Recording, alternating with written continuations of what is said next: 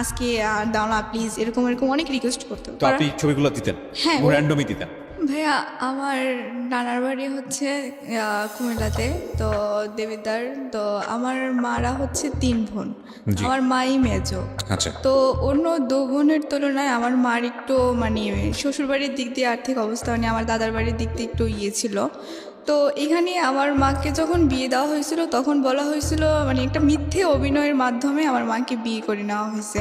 না হওয়ার পর মানে দাদার বাড়ি এমন অবস্থা মানে তার মেয়ে যে একটা মানে হাজবেন্ডের সাথে থাকবে ওরকম কোনো একটা রুমও নেই।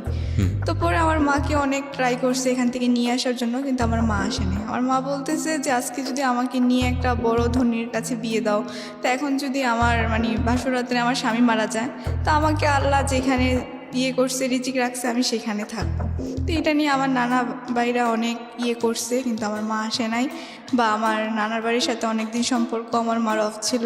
তো আমার মার বিয়ে হওয়ার 9 বছর পর আমি হয়েছি। জি। তো হওয়ার প্রথম পর সন্তান আপনি? হ্যাঁ, আমি প্রথম সন্তান। তো এটা নিয়ে আমার দাদার বাড়িতে অনেক আনন্দ ফুটি, কারণ আমার চাচা জ্যাঠার ভিতরে আমার বাবাই সবার বড়, মানে আমার কোনো বড় জ্যাঠা নাই। জি। তো আমি যেহেতু প্রথম সন্তান মানে সবাই আমাকে খুব আদর করতো। আমার চাচারা, বাবা চাচা ছিল 7 জন আর ফুফি ছিল 3 জন। আচ্ছা। ফুফিরাও এখানে থাকতো, দাদার বাড়িতে, ওনারা শ্বশুর বাড়িতে যাইতো না।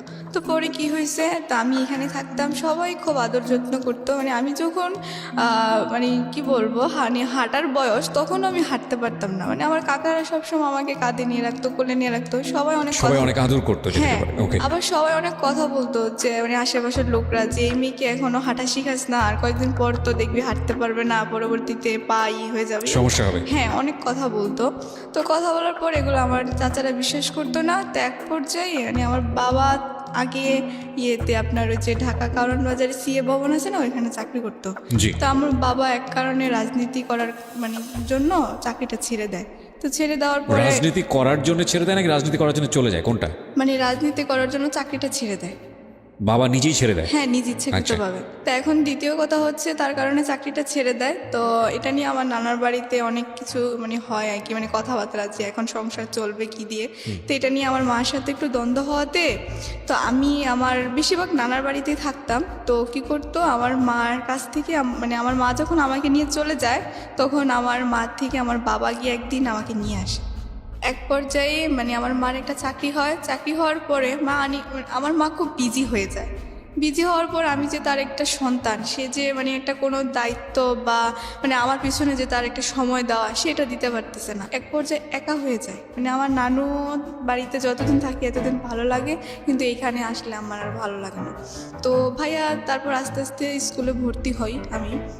ভর্তি হওয়ার পর মানে যখন দেখতাম যে সব বাচ্চারা মারাই ওদেরকে নিয়ে স্কুলে যেত বা নিয়ে বসে থাকতো বা অনেক কথা বলতো, আজকে বলতো যে জানিস আমার মা আজকে আমাকে টিফিনে এটা দিয়েছে ওটা দিয়েছে, কিন্তু ভাইয়া মানে আমি কখনো বলতে পারতাম না যে আমার মা আমাকে আজকে এটা বানিয়ে দিয়েছে বা আমার মা আজকে এটা করেছে বা আমি মার সাথে এটা বলছি, মানে এগুলো বলতে পারতাম না।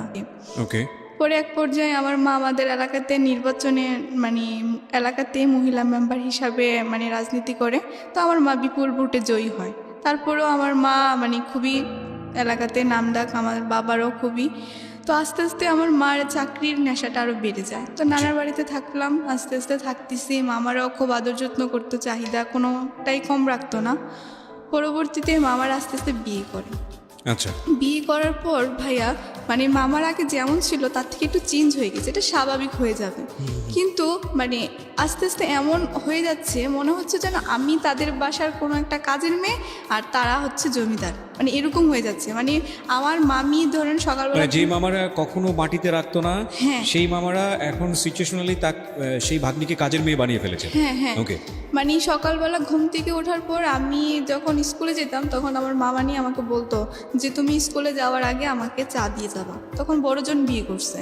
তো তা আমি কি করতাম, কিছু বলতাম না, আমি চা দিয়ে যেতাম বা উনি বলতো আমার কাপড়গুলো ধুয়ে দাও, ধুয়ে দিতাম, মানে ও যা বলতো আমি তাই করতাম। কারণ আমি এখন কি বলবো, কারণ আমার নানা একজন খুবই অসুস্থ হয়ে পড়ছে বাসায়। তো অসুস্থ হওয়ার পর এখন তো নানার কথা তো আর কিছু শুনবে না, মামাদের হাতে এই সংসার। তো যাক, ভালোই আমি ওনাদের কথা মতো চলতাম। মাঝে সাঝে এমন কিছু ব্যবহার করতো মানে যা আর সহ্য করার মতো না। তো আমি মাঝে সাঝে নীরবে, মানে আমার একটা ছোটোবেলা থেকে মানে ইয়ে ছিল যে মানে আমি কখনো প্রকাশ্যে কারোর কাছে কান্না করতাম না, মানে সবসময় গোপনে কান্না করতাম। তো শুয়ে শুয়ে যখন কান্না করতাম বা মানে মাঝে সাঝে মা আসলে প্রশ্ন করতাম যে আমি তোমার সাথে থাকবো বা তোমার সাথে যাব, কিন্তু আমাকে কখনো মানে নিয়ে যেত না বা বলতো না যে আমি আমার জন্মের, আমার মনে আছে যে 8 বছর পর আমি আমার নিজ এলাকাতে যাই। আর আমি যখন আমার মায়ের সাথে কোথাও যাই তখন সবাই প্রশ্ন করে যেটা কে, তখন আমার মা আনসার দেয় যে এটা আমার বোনের মেয়ে। হোয়াট? আমার মা মানে আমার এলাকাতে জানে না যে আমার মায়ের একটা মেয়ে আছে। তো বোনের মেয়ে বলতে হবে কেন? মানে তার মেয়ে বললে সবাই প্রশ্ন করে যে আপনার এত বড় মেয়ে, আমরা তো আগে জানলাম না, কি ম্যাডাম আপনার এত বড় মেয়ে আছে, কই আপনি তো আগে বলেন নাই। এটা মানে কি এটা কি আমার এটা মার কি- এটা সাথে কি আমার, আপনার সঙ্গেই ঘটতো র্যান্ডমলি, আপনার সামনেই এটা ঘটতো? হ্যাঁ আমার সামনেই। পরে আমার মা মানে ওনার সাথে দাঁড়ালে মানে বোঝা যায় না যে আমার মায়ের বয়সটা তেমন একটা বোঝা যায় না।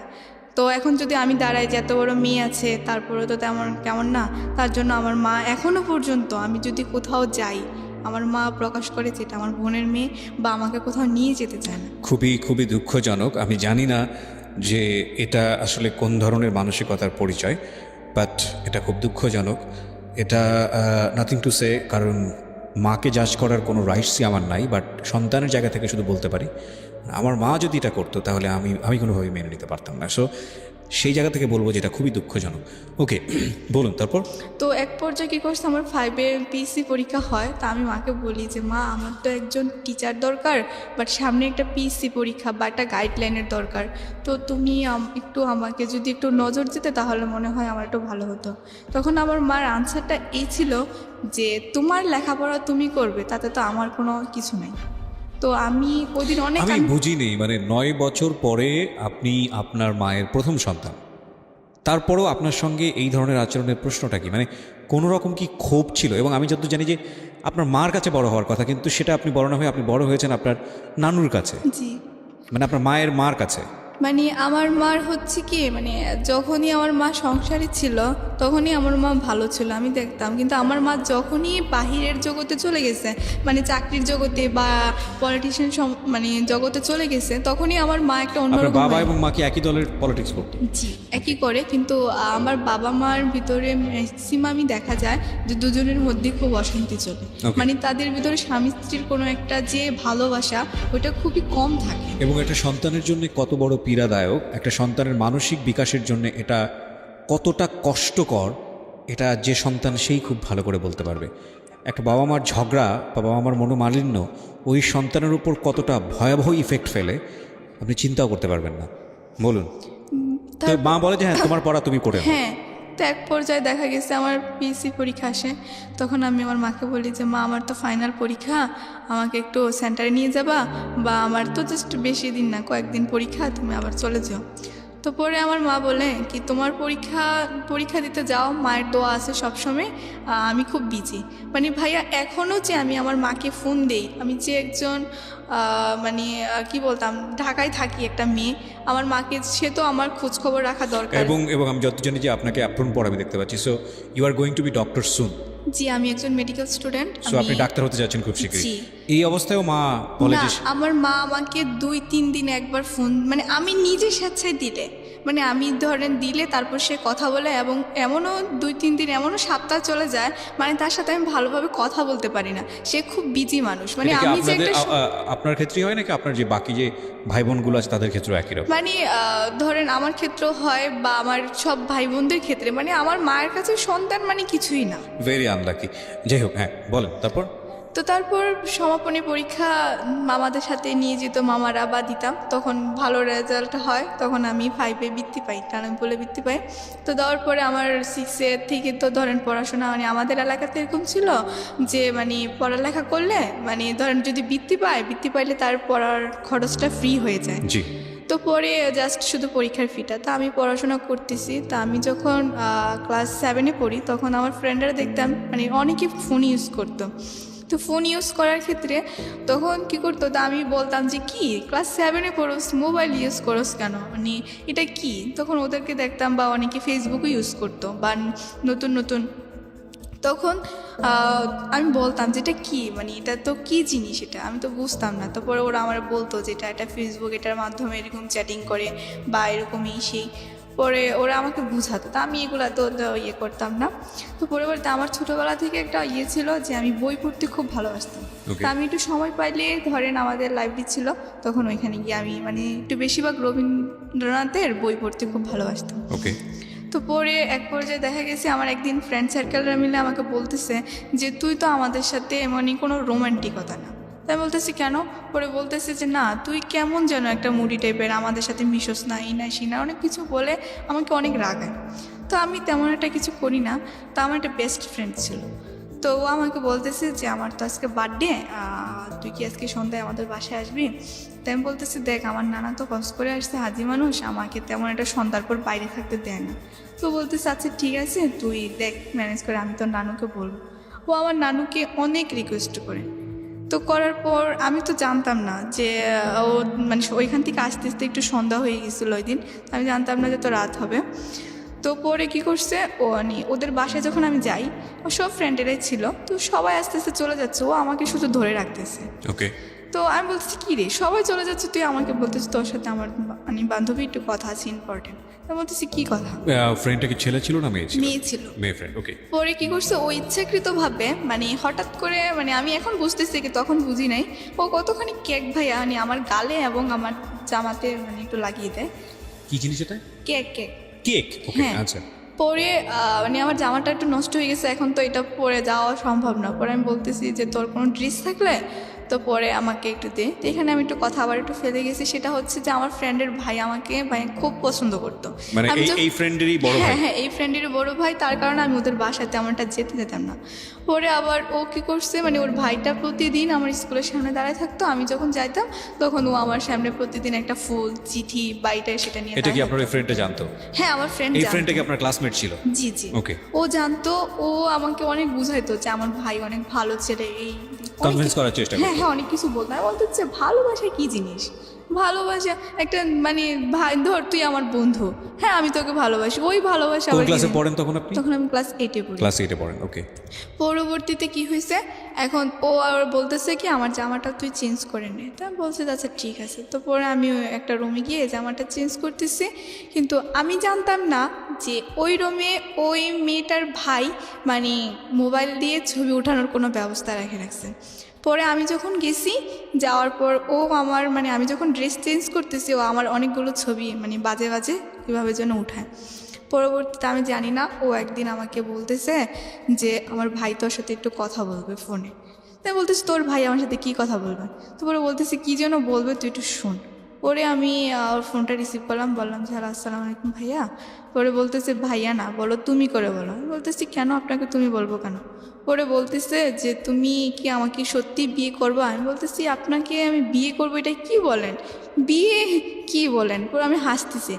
এই কথা বলার উনি বলতেছে তুমি কি আমার সাথে মস্কারি করো?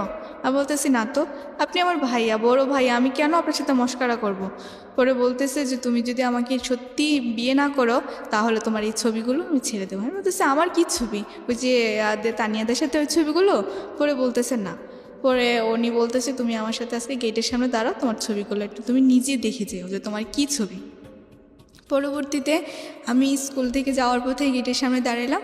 দাঁড়ানোর পর ওই দিন আবার কি করছে, উনি যখন আমাকে মোবাইলের ছবিগুলো দেখাচ্ছিল তখন ওনার এক ফ্রেন্ড আমার মামাকে দেখাইছিল যে আপনার ভাগ্নি দেখেন স্কুল থেকে যাওয়ার পথে ওই দেখেন ছেলের সাথে কি যেন কথা বলতেছে। মানে আমি যে দাঁড়ায় ছবিগুলো দেখতেছি এমন সময় হঠাৎ করে ইয়ে করে ফেলছে, মামাকে পর্যন্ত দেখাইছে।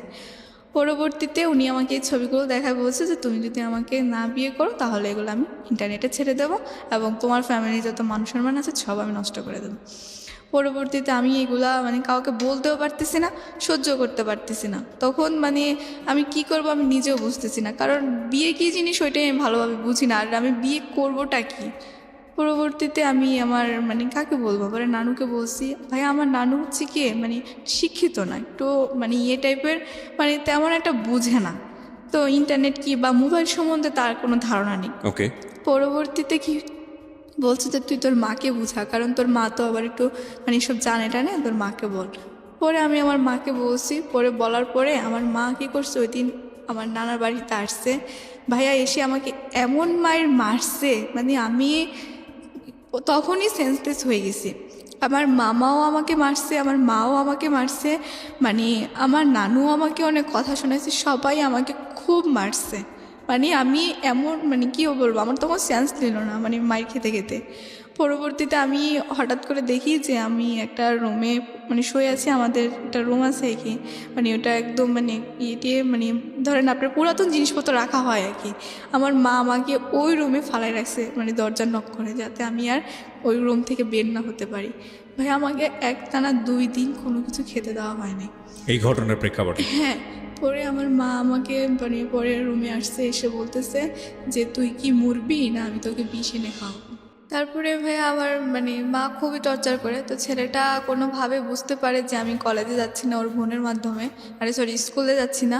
তো পরবর্তীতে এখন ও কী করছে, আমাদের বাসায় সরাসরি 2-1 ছেলে নিয়ে চলে আসছে মানে এলাকার।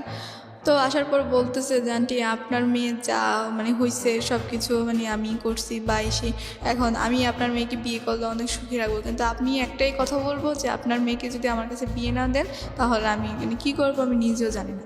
ভাইয়া ওই ছেলেটা ছিল 1 নম্বরে, মানে ও যদি ভালো ছেলেও হতো, মানে ধরেন গরিবের সন্তান হলেও আমার মা তেমন কিছু বলতো না, কারণ আমার মা একটা জিনিস মানে একটু মানে আমার ফ্যামিলির দিক দিয়ে সবাই একটু বিশ্বাস করে যে ধনী গরিব তো আল্লাহরই সৃষ্টি, তো এখন ওইটা মানে বিভেদ করে না তারা। তো এখন কী করছে, ও মানে এমন একটা ছেলে ছিল যে মানে আমাদের এলাকাতে 2-3টা মার্ডার করছে। খুবই ডেসপারেট। হ্যাঁ খুবই। আর ও কি করতো, মানে আমাকে যদি ধরেন স্কুল থেকে আসতে সময় আমি যদি কোনো ছেলের সাথে কথা বলতাম, এরপরে গিয়ে শুনতাম যে ওই ছেলের মানে খুব মাইর খাইছে বা ওই ছেলের কোনো না কোনো একটা প্রবলেম হয়েছে, মানে আমি আমার এলাকার কোনো ছেলের সাথে কথা বলতে পারতাম না, বা কোনো বাইরের ছেলে তো প্রশ্নই ওঠে না। মানে স্কুলেও কোনো ছেলেদের সাথে কথা বলতে পারতাম না, মানে সবসময় আমার কথা হচ্ছে যে মেয়েদের সাথে কথা বলা আর মেয়েদের সাথে স্কুল থেকে আসা। পরে কি হয়েছে, এক পর্যায়ে মানে আমার মাকে অনেক ধরনের হুমকি দিছে বা অনেক কিছু বলছে, বলার পর আমার মা এখন কি করবে, এখন আমার মা যেহেতু একটা রাজনীতি বড় একটা পর্যায়ে, এখন মান সম্মান বাঁচানোর জন্য আমার মা একদিন সকালে আমাকে বলতেছে যে তুমি আজকে সকাল সকাল ফ্রেশ হয়ে যাও। মানে মা এমনভাবে কথা বলতেছে ভাই, আমার মনে হচ্ছে যেন আমি আকাশের চাঁদ হাতে পেয়ে গেছি, যে আমার মা আমার সাথে এত সুন্দর করে কথা বলতেছে। পরে আমি বলতেছি কেন, কি হয়েছে? পরে বলতেছে তোমাকে আজকে এক জায়গায় নিয়ে যাব, তুমি সুন্দর করে মানে গোসল করে ফ্রেশ হয়ে যাও। আমি বলছি আচ্ছা ঠিক আছে। বলতেছে সুন্দর জামা কাপড়ও পরবা। আমি বলছি আচ্ছা ঠিক আছে। পরে মানে এমনভাবে বলতেছে মানে আমি এত খুশি, মানে আমি এই খুশি কাকে বুঝাবো, যে আমার মা আজকে আমাকে এক জায়গায় নিয়ে যাবে, নিজে সে বলছে যে আমাকে নিয়ে যাবে। পরবর্তীতে আমি তখন মার কথা শুনে সব কিছু রেডি, পরে গিয়ে দেখি রাস্তায় মানে সিনজির ভিতরে ও, তারপর মা, তারপর সামনে 2জন লোক। পরে আমি বাবা কোথায়? বাবা নাই, বাবা আমাদের এলাকাতে। আপনি কোথায়? আমি নানার বাড়িতে। তখন ওখানেই মা থাকে? না, মা আসছে এখানে, মা মা তো কাজ থাকতো করে। মা থাকতো বাবার সঙ্গে? হ্যাঁ বাবা। এত ঘটনা ঘটে যাচ্ছে, বাবা এগুলো জানে না? না, বাবা কিছুই জানে না, বাবাকে কিছুই বলা হয়নি। তবে আমি অনেক চেষ্টা করছি যে ফোনের মাধ্যমে বাবার সাথে ফোনে কন্ট্যাক্ট করব, কিন্তু কন্ট্যাক্ট করতে গেলে তখনও আমাকে মারতো। মানে কি বাবার সঙ্গে কি মার ছাড়াছাড়ি হয়ে গিয়েছে নাকি? না, বাবার সাথে মোটামুটি মানে আমার বাবা মার মানে একটাই আছে যে ওরা স্বামী স্ত্রী, এতটুকু প্রমাণ, কিন্তু এছাড়া এদের মাধ্যমে কোনো যে একটা মানে ভালোবাসা বলেন বা কোনো একটা মনের মিল বলেন, কোনো কিছুই নাই। মানে আমার বাবা মার ভিতরে আমি 100 থেকে 99% দিনে দেখি ওদের ভিতরে ঝগড়া লেগেই থাকে। মানে কেউ কাউকে পাত্তা দেয় না? না, কেউ কাউকে, ডিসিশন মেকিং এর জায়গায় কেউ কাউকে ধার ধারে না? না না, যার যার ইচ্ছা মতো। আপনার চোখের সামনে কি কখনো দেখতেন গায়ে হাত তোলাতুলি, মারামারি? হ্যাঁ, আমি আমার যখন আমি একটু কথা ফেলে গেছি, আমার ছোট ভাইটা যখন মানে হয়েছিল, মানে আমার পরের জন, যেটা আমার 2টা ভাই আমার ছোট, তো আমার পরে যেটা মানে কি, ও যখন জন্মেছিল তখন আমার বাবা আমার মাকে এত মারছিল, মানে আমার মাকে পুরো খাটের চিপা দিয়ে পর্যন্ত ফেলে দিছে, আর আমার ভাইটাকে এভাবে ছোট ফিটার খাইতেছে, ওকে ধরে একদম খাটের এই প্রান্তে থেকে ওই প্রান্তে ছুঁড়ে মারছে। মানে আমার বাবা আমার মাকে প্রচুর মারতো, মানে এক পর্যায়ে আমার মা মানে মায়ের খেতে খেতে একদম প্রতিবাদী হয়ে গেছে। পরে আমার মাও বাবাকে পাত্তা দেয় না, বাবাও মাকে পাত্তা দেয় না, মানে এরকম হয়ে গেছে আর কি। ওকে, পরবর্তীতে ভাই আমি যাচ্ছি মার সাথে, কিন্তু কোথায় যাচ্ছি মা আমাকে কিছুই বলে না। পরবর্তীতে গিয়ে দেখি এক হুজুরের বাড়ি। আমি বলতেছি মা এইখানে কোথায় আসছো বা এটা কী, আমি তো চিনি না। পরে বলতেছি তোমার এত চেনার দরকার নেই, তোমাকে যেখানে নিয়ে আসছি তুমি সেখানে থাকো। তো পরে আমি বলতেছি যে মা মানে কি আমাকে একটু বলবা। বলতেছে যে কিছু না, আজকে তোমার বিয়ে। আমি বলতেছি কি বলতেছো বিয়ে, কি তুমি কি আমার সাথে মজা করতেছ? মা বলতেছে যে না, আমি তোমার সাথে মজা করতে যাবো কেন, তুমি যা কাজ করছো তার পাপের প্রায়শ্চিত্ত ভোগ করবো এখন। আমি বলতেছি মা আমি তো কোনো অন্যায় কাজ করি নাই বা আমি তো কিছুই করি নাই, কেন পাপের প্রায়শ্চিত্ত ভোগ করবো? মানে তখন আমার মা ওই কাজের সামনে ভাই আমাকে এত মারছে, মানে কি বলবো, মানে হাতেই মারছে। ক্লাস 7-এ পড়তেন ওই সময়, ক্লাস তখন 8-এ? 8-এ। ক্লাস 8-এ পড়তেন আপনি। হ্যাঁ। যদি ভুল না করে থাকে তাহলে আপনার বয়স সর্বসাকুল্যে 13 থেকে 14 বছর। জি। এবং আপনার মা তখন ওইখানে একটা রাজনৈতিক নেতা বলা যেতে পারে এলাকার, আমাদের জেলার মানে আমার মা সভাপতি, মহিলা দলের সভাপতি। এবং ওই সময়ে তার নিজের সম্মান বাঁচানোর জন্যে সে আপনাকে এই কাজটা করাচ্ছে, এবং একটা ছেলে যে গুন্ডা আপনার কথা মতো তার হাতে সে তুলে দিচ্ছে শুধুমাত্র নিজের সম্মান বাঁচানোর জন্য। জি। ওকে, তারপর কি হলো? তারপর আমার মা ওই দিন আমাকে বলে যে তুমি এখানে মানে তোমার কত নাম- সালের ঘটনা এটা? এটা হচ্ছে 2011। আপনার মা চাইলেই সে খুব সহজেই ছেলেটাকে ধরিয়ে দিতে পারতো পুলিশের কাছে এই ধরনের ব্ল্যাকমেল করার জন্য। এবং বাংলাদেশের নারী নির্যাতনের যে আইন সেটা খুব শক্ত আইন, আপনার মা সেটা করেনি। না।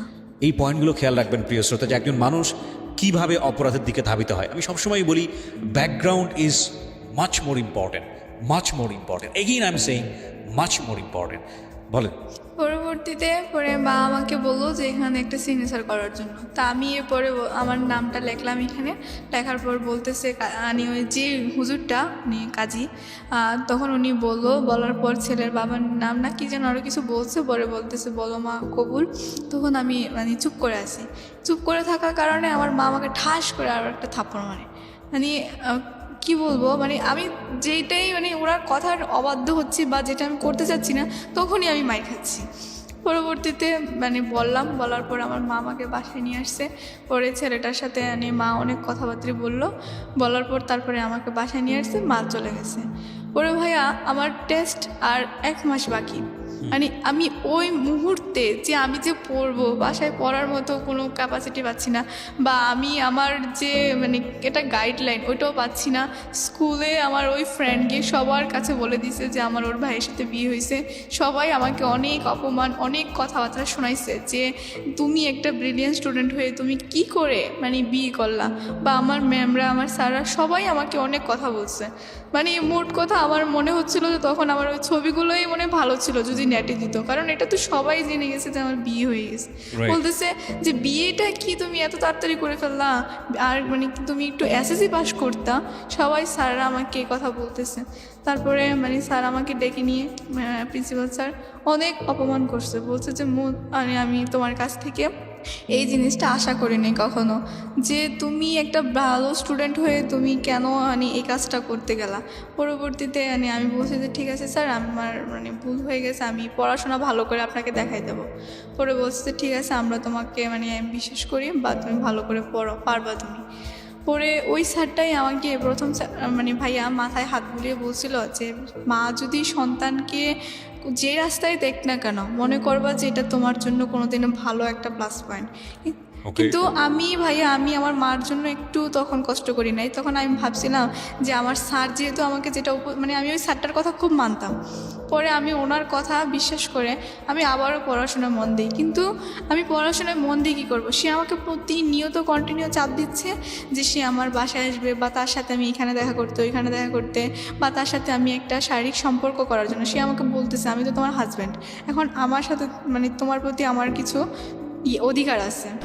তো পরবর্তীতে এখন বলার তারপরে সে আমাকে মানে সে তোমার কাছ থেকে স্বামীর অধিকার চাচ্ছে। জি। ওকে। এখন আমি যখন তাকে দিচ্ছি না দেওয়াতে সে এখন মানে কি আমার মাকে ফোন করে অনেক গালাগালি করছে, বা বলতেছে যে সে আমার নানার বাসায় যাবে, বা এরকম হুমকি দিচ্ছে আমাকে পরবর্তীতে। কারণ এটা তো কেউ জানতো এই না। বিয়ের সময় কি তার এই ছেলের বাবা মা কি প্রেজেন্ট ছিল? ওর বাবা মা কেউ নেই, সৎমা একটা আছে বাসায়, আর 2টা ভাই আছে আর একটা বোন আছে। পরবর্তীতে কি হয়েছে, সাক্ষী হিসাবে ছিল ওর মামা। আর আমার সাক্ষী হিসাবে ওর একটা কেমন একটা আত্মীয় জানে ওরা ম্যানেজ করছে, কিন্তু আমি শুধু আমার মা উপস্থিত ছিল, মানে আমার গার্ডিয়ান হিসাবে কি, আর কেউ জানতো না আমাদের এই বিষয়টা। পরবর্তীতে যদি জানে তাহলে আজকে রেডিওর মাধ্যমে আমার ফ্যামিলি মেম্বার যারা শুনবে তারা হয়তো জানবে যে আমার এর আগে এর সাথে আমার মা আমাকে বিয়ে দিয়েছিল। ওকে, পরবর্তীতে এটা নিয়ে অনেক হচ্ছে, মানে কি আমি তার প্রতি কোনো নাই নিয়ে। তো পরে কী করছে, ও নাকি মানে আমার ফ্রেন্ডের মাধ্যমে আমি পরে জানতে পারি যে ও নাকি কোন একটা মানে কবিরাজের কাছে মানে প্রতি সময় যাইতো। তা আমি এসব বিশ্বাস করতাম না, দৌড়ো এসব কি, আল্লাহ ছাড়া কি কেউ কিছু করতে পারে? আল্লাহ যাকে যেরকম রিজিকে রেখে রাখছে ওটাই করবে, বা আল্লাহর উপর দিয়ে কেউ কিছু করে রাখতে পারে। পরে ভাই এক পর্যায়ে এমন হয়ে গেল, মানে আমি শুধু এতটুকু বলতে পারবো যে মানে আমার যতটুকু মনে আছে যে একদিন ও আমার সাথে দেখা করার পর কেমন যেন একটা মানে আমার জন্য খাবার নিয়ে আসে, মানে বলতেছে কি মানে খাবারটা মানে পায়েসও না, পায়েসের মতোও না, মানে কেমন যেন একটা। পরে ও বলতেছে এটা নাকি ওর খালা রান্না করে দিছে, বলছে খেতে হবে। পরবর্তীতে মানে আমি ওই খাবারটা খাওয়ার পর মানে তারপর থেকে মানে আমাকে আমার নানু যেটা বললো, মানে আমি নাকি এক পর্যায়ে ওর প্রতি মানে একদম পুরো পাগল হয়ে গেছি। মানে আমার ফ্যামিলিকে মানে নাকি আমার মামারা নাকি আমাকে প্রচুর মারধর করছিল, করার পর সেটা মানে তখন আমি জিএসসি পরীক্ষা দিয়ে ফেলছি। মানে আমার মোট কথা হচ্ছে কি, মানে আমি কিছুই চিনতাম না, আমার এই পৃথিবীতে আমার মা বাবা আমি কাউকে চিনতাম না, আমি শুধু ওকেই চিনতাম। মানে ও ছাড়া আমার লাইফে কেউ নাই। আর আমাকে যে এত মারধর করতো, মানে আমার কোনো কিছুই হতো না, মানে মারার রাত্রে মারছে, সকালে আবার ওর কথাই আমি বলতাম। পরে এক পর্যায়ে কি হয়েছে, আমি মারতো কেন? তাকে তো বিয়ে দিয়ে দিয়েছে। কিন্তু এটা তো আমার মামারা জানতো না, কারণ আমার মামারা তুমি তো কি মামার কাছ থেকে বিষয়গুলো গোপন করেছিলে? জি, তুমি কেন গোপন করেছিলে? কারণ আমি গোপন করেছিলাম। আমার মা আমাকে তখন বলছিল যে তুই যদি কখনো এই কথাগুলো কারোর কাছে, তোর বাবার কাছে পর্যন্ত এই কথাগুলো বলস, তাহলে তোর বাবাকে তো আমি মেরে ফেলবোই এবং তোকে পর্যন্ত মেরে ফেলবো। আর তোর ভাই, তোমার স্কুলের ছেলেমেয়েরা জানলো, স্কুলের টিচাররা জানলো, অথচ যে ঘরে তুমি থাকো সেখানকার লোকজন জানলো, এটা কতটুকু বিশ্বাস? ভাই আমি স্কুলের টিচারদেরকে বলছি যে ও যেটা বলছে সেটা ভুল বলছে, মানে আমার বিয়ে হয় নাই, মানে জাস্ট ওর সাথে আমার একটা বিয়ের কথাবার্তা বলছে, আমি এরকম বলে কাটাইছি। কারণ কিন্তু এটা এই জিনিসটা যদি স্কুলের টিচাররা জানে তাহলে তো তোমার মামারা বা তোমার নানিরা এদেরও তো জানার কথা। হ্যাঁ ওদেরকে জানার কথা, কিন্তু আমার মানে ওদের কানেও এই কথাটা আসছে, পরে আমার মা অস্বীকার করে ফেলছে। Okay. আমার মা বলছে কি যে না না আমি এসব বিয়ের সাথে দিই নাই, বাট বিয়ের কথা যার কারণ ছেলেটা যাতে কোনো ক্ষতি না করতে পারে তার জন্য আমি একটা মানে বিয়ের দিন তারিখ ঠিক করে রাখছি, যে পরীক্ষার পর মানে দেখা যাবে কি হবে। আমার মা তখন ওরকম পার্ট নিয়ে ফেলছে, মানে Okay. আমার মা আমাকে ডাইরেক্ট এই কথা বলছে যে মানে যদি আমি কারোর কাছে মুখ খুলি তাহলে নাকি আমাকে তো মারবে, আমার ভাইকেও মারবে, আমার বাবাকে পর্যন্ত মেরে ফেলবে। বলছে তো তোদের আর কাউকে রাখবো না। সেটা হয়তো রাগ করে বলেছে বা হয়তো অভিমান করে বলেছে। কারণ দেখো, বিষয়টা যদি তুমি প্রথম দিকে যেটা করলে, ঠিক তোমার না, তুমি তো সিচুয়েশনাল কজ বলা যেতে পারে, যে তোমাকে এরকমভাবে ঘরের মধ্যে পোশাক নিয়ে যে ঘটনাটা ঘটলো, তো এরপরে আলটিমেটলি তোমার মা রাগ করেছে, রাগ করার ফলে তোমাকে 2 দিন ঘরের মধ্যে বন্দি করে রেখেছে, খাবার দাবার দেয়নি। তার মানে সেও চাচ্ছিল না যে এই সম্পর্কে তুমি জড়াও। তো বেসিক্যালি সে তার সম্মান বাঁচাতে গিয়ে বা তোমার সম্মান বাঁচাতে গিয়ে বা তোমার কথা যদি তুমি মেনে নেই, তাহলে যে কোনো কারণেই হোক না কেন একটা মান সম্মানের প্রশ্নে গিয়ে সে এত বড় একটা ভুল সিদ্ধান্ত নিয়েছে। এটা হচ্ছে মূল কথা। এবং তারপরে তোমার মা হয়তো রাগ করে এই ধরনের কথা বলেছে, but that really doesn't mean যে সে তোমার মা বাবাকে খুন করে ফেলবে। বাট ওকে, তোমার জায়গা থেকে হয়তো তুমি ভাবে ফিল করছো, আমাদের জায়গা থেকে আমি বিষয়টাকে খুব বেশি সিরিয়াসলি দেখতে চাচ্ছি না। কিন্তু ভাইয়া আমি যতবারই বাবার সাথে কথা বলতে চাইতাম, মানে আমার কাছে তো ফোন ছিল না, নানুর ফোন দিয়ে যদি আমি ফোন দিতাম তখন আমার মা যদি সামনে উপস্থিত থাকতো তখন আমার বাবার সাথে কথা বলতে দিত না। আর আমার ফ্যামিলি মেম্বারদেরকে সবাইকে বলে রাখছে যেন মানে আমি যেন আমার বাবার সাথে কোনো কন্ট্যাক্ট না করি, বা আমাকে যেন কোনো কন্ট্যাক্ট না করতে দেয়। ওকে ওকে। তো পরে কি হয়েছে, এখন মানে আমি এক পর্যায়ে মানে আমার ফ্যামিলি কাউকে না জানিয়ে বাসা থেকে চলে যাই। চলে যাও বলতে মানে আমি ওর কাছে চলে যাই। প্ল্যানটা কি ছিল, কিভাবে ঘটলো ঘটনা? ঘটনাটা হয়েছে মানে আমি একদিন রাতে আমার মামা আমাকে খুব মারছে, মারার পর মানে আমার এগুলো মনে নাই, মানে তখন তো আমি ওর প্রতি পুরাই পাগল। হ্যাঁ, পরে কি হয়েছে, আমার নানু আমাকে যেটা বললো যে আমি নাকি রাত্রে আমাকে প্রচণ্ড মারছে, মারার পর মানে আমার মামা আমার জন্য খুব কান্নাকাটি করতেছে, যে মানে ওকে এত আদর করে আমরা বড় করছি, আজকে এরকম একটা ছেলের সাথে মানে মিশার জন্য আমরা তো এটা কখনো ভাবতে পারি নাই, বা এসেই বলতেছে মামা।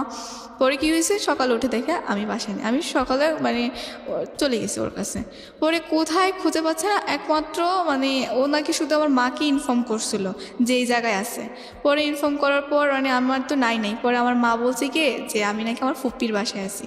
তো পরে আর আমার মামারা কিছু বলে নাই। প্রায় 1 মাস পর আমি তখন আবার আমার নানুর বাসায় আসি, কারণ আমার রেজাল্ট। 1 মাস তুমি কোথায় ছিলে? 1 মাস ওর সাথেই ছিলাম।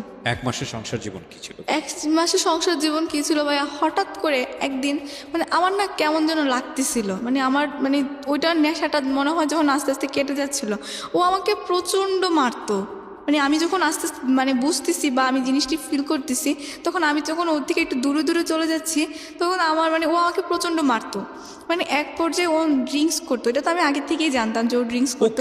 ও কি করতো তখন? কিসে কিছুই করতো না। ও কি করতো ভাইয়া, ও পড়াশোনা করছে ক্লাস 8 পর্যন্ত, তারপর আর রাজনীতি করে, এই মানুষ খুন করে বা এইটা সেটা করে, মানে এই জন্য এটা বলে আপনি যদি ওকে বলেন যে তুমি আমার এই কাজটা করে দিবা বা আমার মেয়ে চলে গেছে ওকে নিয়ে আসবা, এনে ওই ছেলেটাকে মারবা, তোমাকে এত টাকা দেবো, ও এই কাজটা করবে। মানে এরকম আমাদের এলাকাতে অনেক ঘটনা, মানে ওকে একবারই চিনি আমার নানাদের এলাকাতে, এক নামে চিনতো? হ্যাঁ।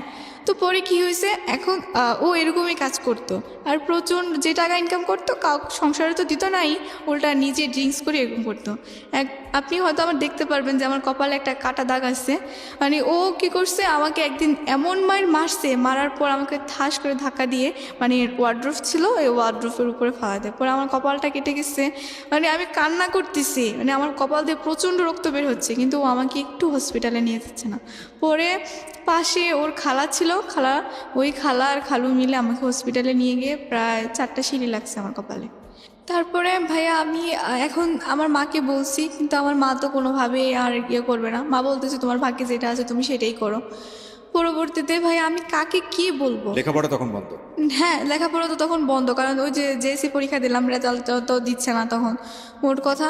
তারপরে কাউকে বলতে পারতেছি না। আমি আমার নানুকে যে বলবো, এখন নানু তো কিছুই করতে পারবে না, কারণ সংসার মামাদের হাতে, নানুর তো কোনো কিছুই করার নাই। মামাদের কারোর কাছে বলতে পারতেছি না, বাবার কাছেও বলতে পারতেছি না। পরে আমার এক ফুপ্পি ছিল, পরে আমি আমার ফুপির কাছে মানে অনেক কষ্টে আমি ওনার নাম্বারটা সংগ্রহ করি ফুপির। পরে ফুপির কাছে ফোন করে আমি সব কিছু বলি। পরে ফুপি সব কিছু জানতো, জানার পর মানে পরে বলছে কি যে ঠিক আছে, তুই তো এটা ভুল করে ফেলছিস, বাচ্চা মানুষ, তুই আমার কাছে আয়, আমি তোকে মানে সব কিছু বুঝাবো বা ইয়ে করবো। পরে আমি আমার মামাদের ওইখানে তো আর যাওয়া হয় না, মানে সবাই মামা বলছে যে মানে আম্মু ফোন করে মামাদেরকে বলছে যে আমি আমার মেয়েকে নিয়ে গেছি, আর ওইখানে কোনো কিছু হবে না। পরবর্তীতে কী করছে, আমার ফুপির বাসায় নিয়ে আসছে। পরে আসার পরে আমি ফুপি এরকম এরকম করে আমার মামাদের সবাইকে আবার বুঝাইছে যে দেখেন ও তো আমার বাসায় ছিল এই সেই, এখন ওর মা হয়তো রাগ করে বলতেছে কারণ ওর একটা ঘটনা ঘটে গেছে, আবার ও রাগ করে আপনাদেরকে কিছু না বলে চলে গেছে। এগুলো নিয়ে অনেক কথাবার্তা হওয়ার পর ফুপি আবার বুঝায় আমাকে দিয়ে আসে। কিন্তু ভাইয়া দিয়ে আসার পর মানে ও কী হয়েছে যে মানে আমি যদি স্কুলে যেতাম তাহলে ও আবার স্কুলের গেটের সামনে দাঁড়ায় থাকতো। ওকে।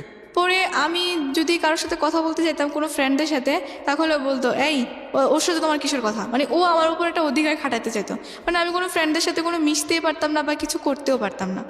তো পরে আমি একদিন বলছি কি যে আমি তো আপনাকে চিনি না, আমি ডাইরেক্ট রাস্তায় বলে ফেলছি যে আমি তো আপনাকে চিনি না। এই কথা বলাতে ও রাস্তায় মানুষের সামনে ঠাস করে আমার একটা থাপ্পড় মারে।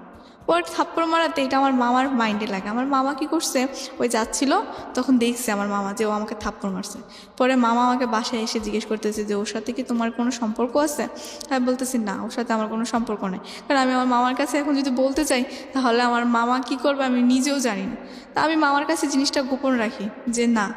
কিন্তু ভাই আমার মানে কজলি ওরকম এরকম কিছু কিছু মনে পড়তেছে, আবার কিছু কিছু মনে পড়তেছে না, এরকম হয়ে গেছে।